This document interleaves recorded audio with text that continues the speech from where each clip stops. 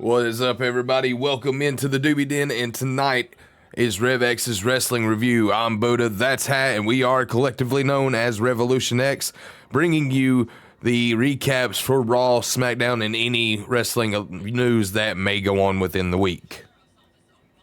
That's right, Buddha, man. We've got a lot to talk about this week. It was a little crazy.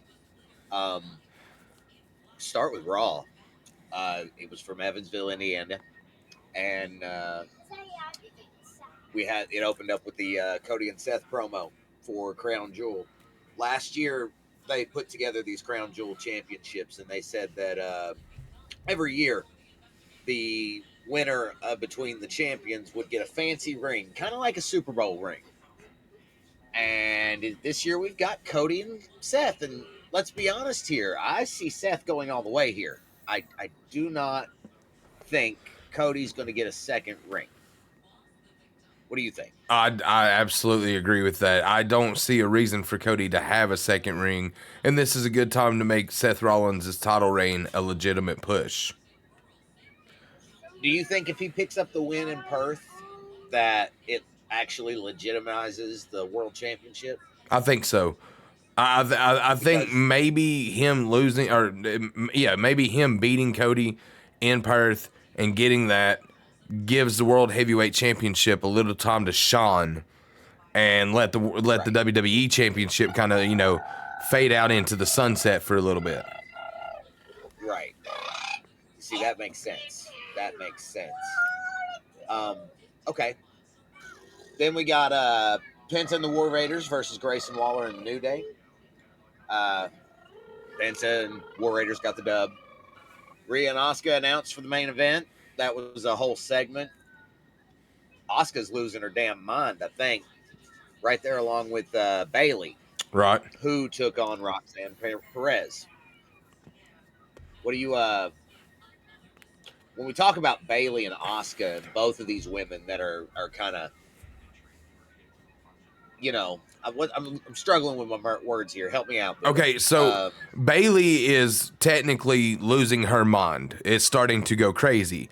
Asuka, I feel as though Asuka's more the power hungry crazy, if that makes sense. Like, she expects everybody, she expects the other women that she brought in to fear her because she is Asuka, and so she uses that to try to dominate Kairi and Io. Kairi hasn't got the bright idea yet, but I feel as though she will soon. But Io unfortunately met the other side of the fate on Monday night, so. Absolutely, and we'll get there. Mm-hmm. Bayley did go on to beat Roxanne Perez with a Rose Plan. Actually, it was a good match. Lyra Valkyria was out there, and it was very disturbing to watch her be all buddy to stay out of my ring. Mm-hmm.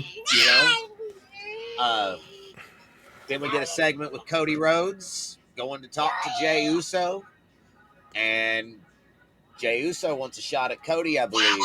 You pointed this out to me. Did you see the way he was looking at that title? I did. He just Cody started rambling on instead of Uso, being a dick about it. He just caught eye of that title and just kind of had a nice little 5-second stare until I think Cody's seen it, but he just kind of brushed it off. And I think that's where the segment's supposed to be right now. But I wouldn't be surprised to see those two battle for that title in the near future.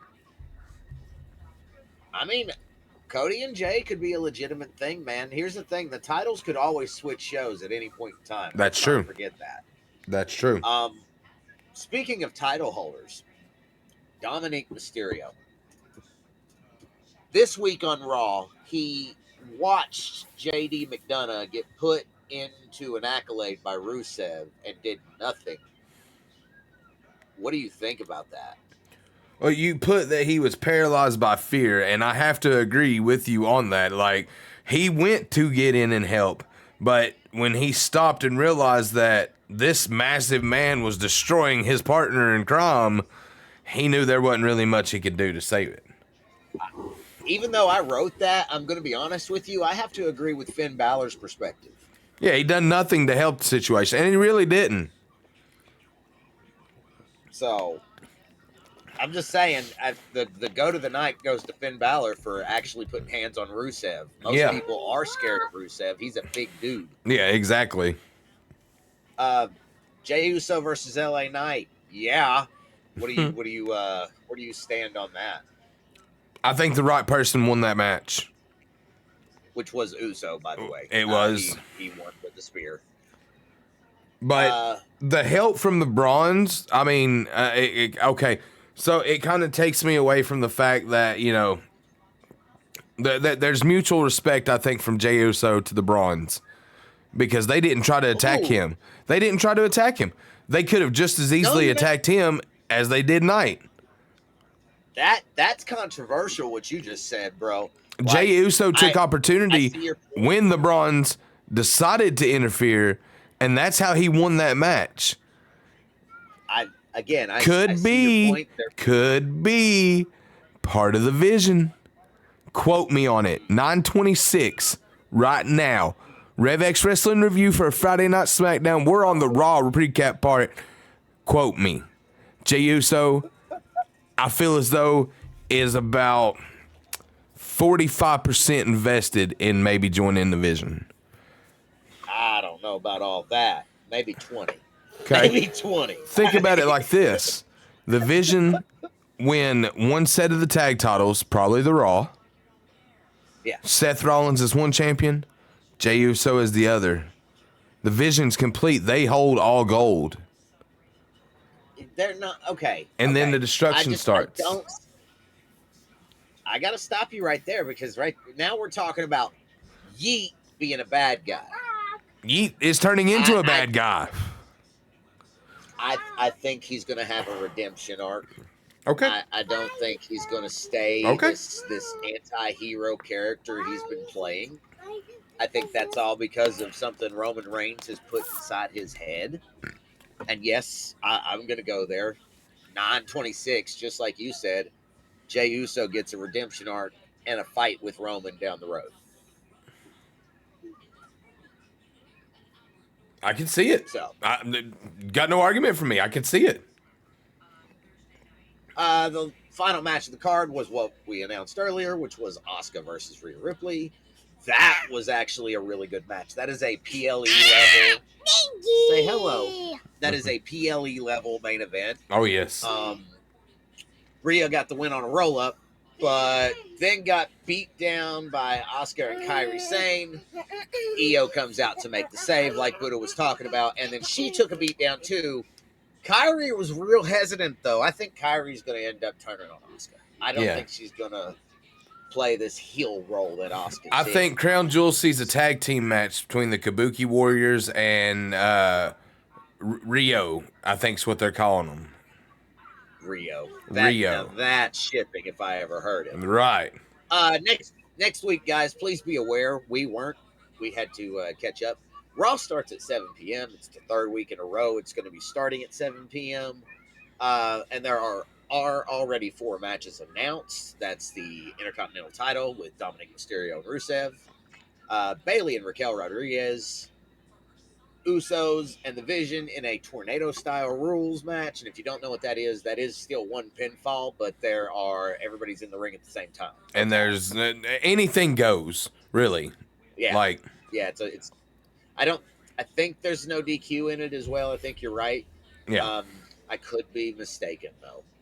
And we get AJ and Dragon Lee taking on 2 of the Grande Americanos, whichever 2 gets picked. It's going to be Dos and Trace. So, well, speaking on AJ, since we're on the topic, okay, so we're getting into news now, guys.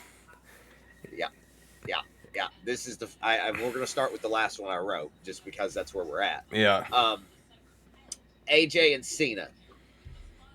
How do you feel about I am this so match fucking being excited about that. I am so excited about that. Can you tell the viewers why? Oh, simply put, like, this has been a dream match that they both wanted again.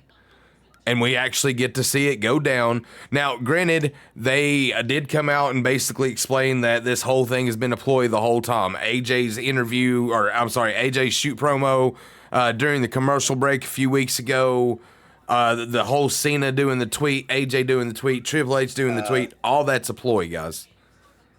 What? I lost. Well, that's cool. My audio's not been on my stream the whole time. I'm glad it's on yours, but let's continue. Smart man. It's fine. We'll just upload yours to the playlist. I don't give a shit. And we do it all the time, guys. Okay. Yeah. That's why we do 2 copies. It's not a good stream if somebody's don't get screwed up. And I have to say, I'm just looking, Cuzzo. I have to say, I love the purple lights behind you. Those look pretty cool. Thank you. Yeah. Thank you. Yeah. All right, guys. Back to the news of the week.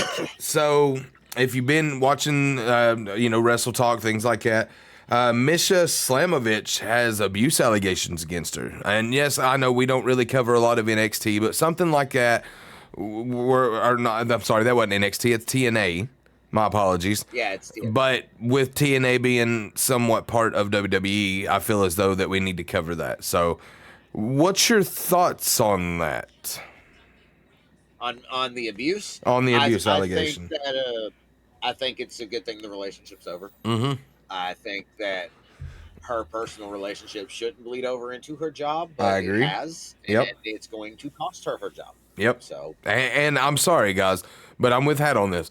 There's no sense for abuse, whether male or female. There's no sense for abuse, and if you get into something this popular, and wrestling has really repopularized over the last couple years. The Triple H era has repopularized WWE, hands down. Absolutely. But if you're going to get yourself into a mainstay, and she was a mainstay, she was, if I was not mistaken, before JC Jane won it, she was the TNA Knockouts champion, I think is what they call it, right? I'm losing you some. I don't know why. Did you I hate to ask this, but did you fix your mic on Stream Together to the right one? As far as I know, but you might be right. So let's look here. And that's the problem. So this is probably going to sound different. Is that better? Much. Thank you. Yeah. Now let me go over here and see if it's actually on the right thing here. It is on the right thing here. So I'm not. All right. We know for sure we got one part right. And I mean, it's been recording the whole way. So. Thank you for that. God, I dread going back and actually watching this though, because I hope it's not that bad. Anyway, guys, let's move off the Masha Slamovich. Piper Niven may have possibly suffered a neck injury. Maybe. That's bad for the secret Herbis, but that also leads into some more news. If anybody's caught Chelsea Green's Twitter, she actually officially has a secret Herbis application on X. Guys, she really does. She's taking it. She's taking that way too far. It's too fucking funny though.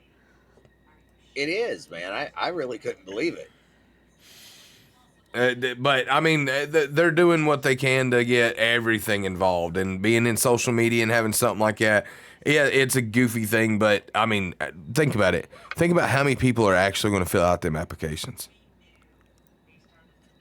God, nobody. No one's serious. They have a wrestler in mind already. Oh, I'm sure. But it damn sure wasn't fucking Nia Jax tonight, but we'll get into that later.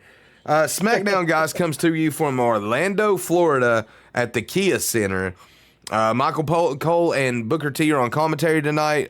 They're saying that Corey Graves will be back here in a couple of weeks as he recovers from the 2 vicious F5s that he took at the hands of one Brock Lesnar. Speaking of that, I'm not going to try to impersonate Paul Heyman, but speaking of Heyman, he opens the show tonight to trash talk Cody Rhodes. He gets some OFC chants. Seems like he wants to talk about Brock. Cody interrupts and flat out asks about Brock Lesnar. Then the Vision comes out of the crowd and Cody fights back. Orton comes out to make the save when, of course, the Vision would have got the 2-1, numbers game going. What was your thoughts on this opening promo tonight, man?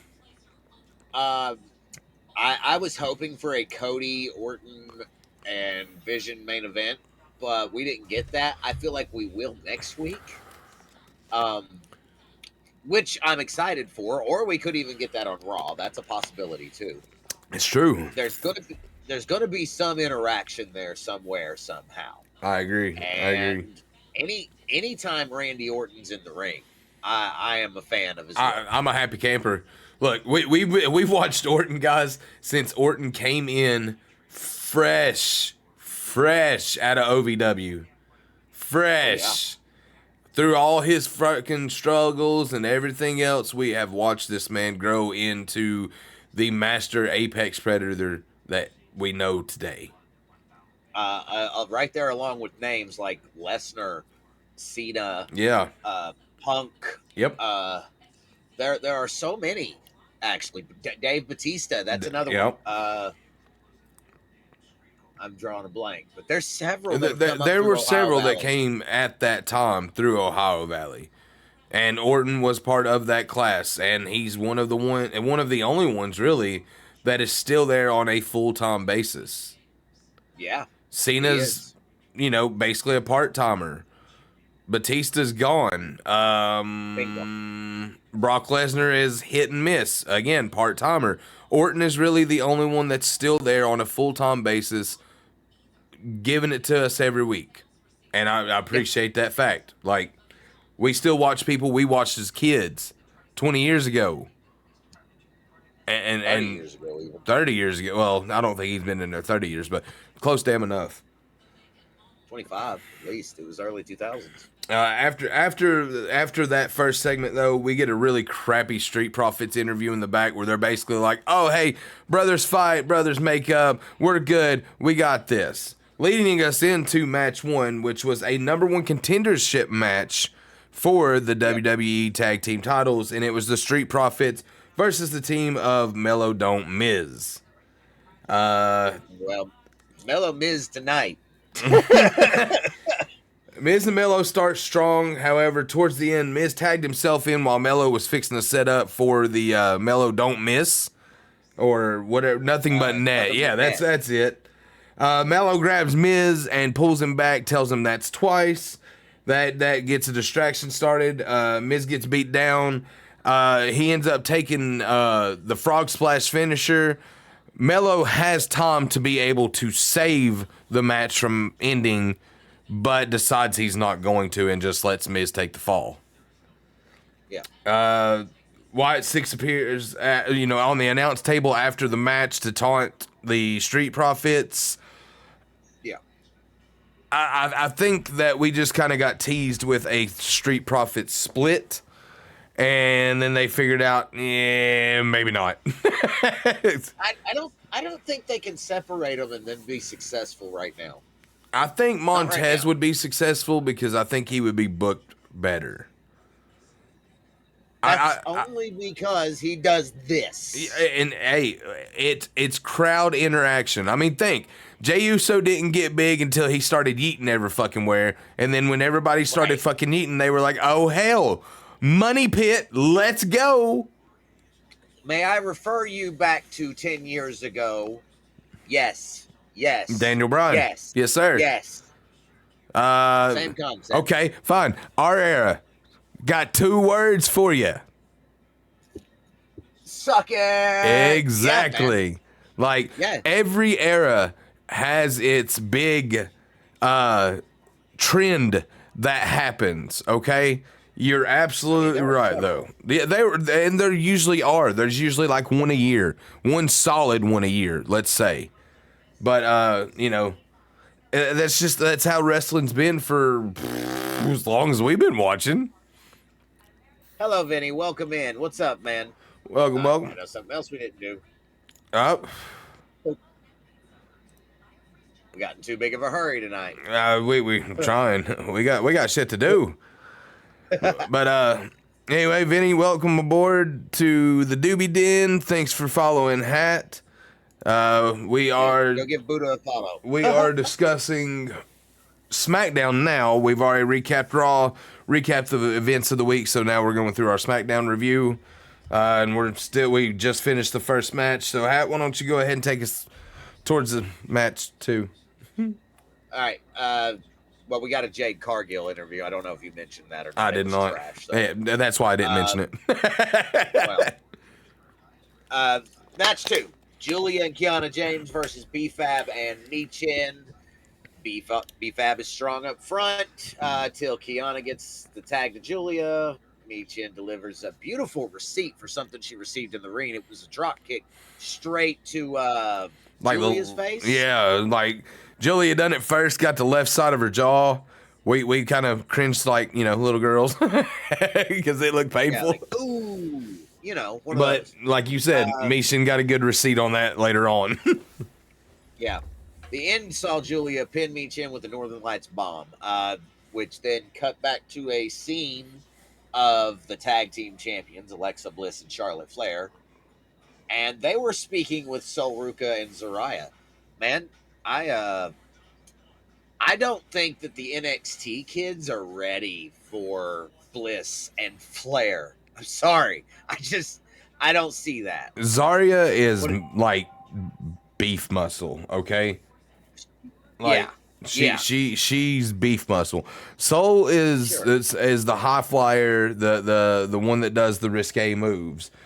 Together, they're actually a good unit, but they're booking them wrong. Like, you got Sol Ruca, defending a singles title instead of them actually trying to push them as a tag. But, I mean, Zarya is a beast. She needs to really be by herself and be dominating. Yeah. What they booked her with, same thing with Jordan Grace. Like, we got into this last weekend, I think, about how horrible Jordan Grace's booking has been. Zarya's has not been any better. The only two that actually got good with the new group that came in are Julia and Stephanie Vaquer. Yeah. And that's only no. Sorry. I apologize. And Roxanne Perez. Because she's been booked very well since being on Raw. True. Next up, Drew McIntyre comes out in a boot, makes his case about Cody and the WrestlePalooza match and how the ref screwed him twice. Aldis comes out and tells Drew to shut the fuck up. Yeah, really. Like, just straight up. Then we got Jacob Fatu's music, and man, it's nice to see the Samoan Werewolf back for one. Absolutely. First thing he says to Drew is, "Shut up, stop bitching," and I'm not paraphrasing. That's actually that was clean right there. Drew hits Jacob with a Glasgow kiss, which just pisses Jacob off because he's Samoan and he's got a hard head. Dumbass. Note to kicks self. the fuck out of Drew and leaves him, then hits him with the boot and leaves him laying. So, Jacob and Drew. Crown Jewel, baby. That's what they're doing now. They are setting that card. It's 10, what did it say? 10-10, I think? Yeah, 2 weeks. It's in 2 weeks. It's in 2 weeks from this weekend. Or is it? Yeah. But it's the second weekend of October. I remember that. We'll get 2 Smackdowns between now and then. Yeah. But I'll be all right seeing that match because they've teased it. They like, this isn't the first time that they've like been face to face, but this is like the first time that they've actually let this program roll. They teased this before. They as a matter of fact, like Drew McIntyre told him at one point in time they would see each other sometime in the ring. And Jacob was always down for it. And well, Jacob showed him tonight. He's really down for it. After that, we get a solo Sikoa Vignette, this time with JC Mateo pledging his love for Solo. Love the note on here, stupid number 2. It is. However, that leads us into our third match, and I will say that this was the best match of the evening. And it was the U.S. Open Challenge. Yeah, U.S. title Open Challenge match. Sami Zayn defended his title against NXT's own Javon Evans. I'm not even going to read what you've got wrote down here. I'm just going to tell y'all exactly how I feel about that match. Javon Evans showed that he belongs up in the cards. He does not need to be on NXT. He deserves to be on the main roster, and he proved himself hardcore tonight. Now, I'm not going to take anything from Sami Zayn. Zayn proved that he is a fighting champion, and I'm loving his new finish. And he ended up winning the title, or I'm sorry, not winning the title, but retaining the title tonight against Evans with a beautiful haluva kick into a Blue Thunder Bomb for the 3 count to get the victory. And he showed great showmanship after the match, picking Javon Evans up, giving him a hug, raising his arm, just like Cena did for him years and years and years ago. I have mad respect for what happened tonight. This by far was match of the night. This by far has probably been best match in recent memory with the respect aspect of it. No disrespect here to Javon Evans, okay? Gotcha. I want to say this. Evans did excellent tonight. No I agree. Disrespect. I'm so impressed. I wanted Joe Hendry. I know you did. I wanted Joe Hendry. And so I'm bad. sure that we will probably see that could be a great way to bring him in as well. So I still feel as though that could be a very strong possibility, just maybe sometime down the road. Maybe. If they do it on a pay-per-view, I feel as though that would be a stronger sense of a way to bring him in. Yeah. He's already been to WrestleMania. He's already seen what WWE fans and shit like that's like. And I mean, honestly and truthfully, he acted natural. Like he's been there a million times over. So why not go ahead and bring him up? He's ready. I don't think he needs a simple thing. Like, do I see the Joe Hendry character staying as solid as it is for the next 5 years? Not a chance. Not a chance. Not at all. But the man is known to adapt. And I'm sure that he will adapt. I mean, Joe Hendry will be a mainstay for the next 5 years, sure. But it won't be for the same say his name and he appears. No, I think that gimmick will run its course, and they need to hop on that train while they can. Absolutely. That's why I'm saying what I'm saying. Let's talk about the last match of the night, Cuzzo. Sure thing. Let's talk about the triple threat women's the triple threat women's WWE Championship match. This was Nia Jax, Jade Cargill, and Tiffany Stratton. I was not privy to this. I had to step away for a minute. My child did some stuff. Would you please go through and tell us about this match? This match was solid. Everybody gave their all in this match until we started getting to the end. Now, there was some kind of a freak accident, and Jade Cargill either got her eye or the top of her head or something cut, but she was coming out pretty damn good. So, gushing? Gushing. They had her down to the side. They made sure to pull the camera away from her because she was bleeding so bad. So, okay. I think that the way it was supposed to happen was that Tiffy was supposed to beat Jade.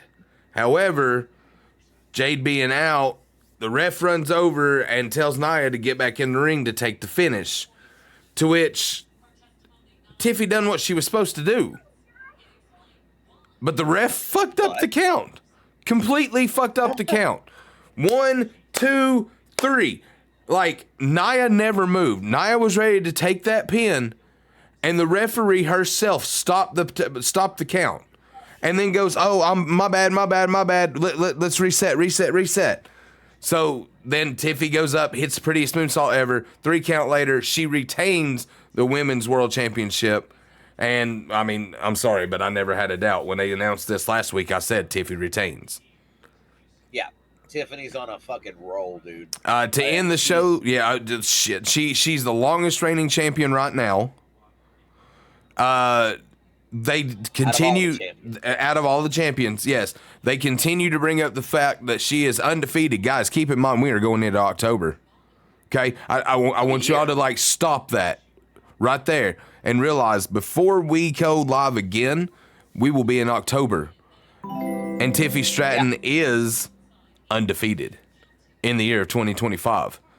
There's nobody else on this roster that is undefeated except for Tiffy Stratton.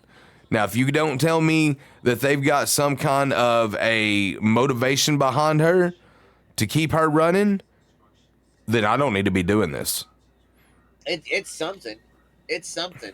Something's something is sparking a fire underneath Tiffany Stratton. And I'm Because loving she's every second of popular as it. all hell, too. She is popular Like, as all she's hell. Like, she way was over. supposed to be a heel, but she plays the face so much better. So they label her as an actual tweener.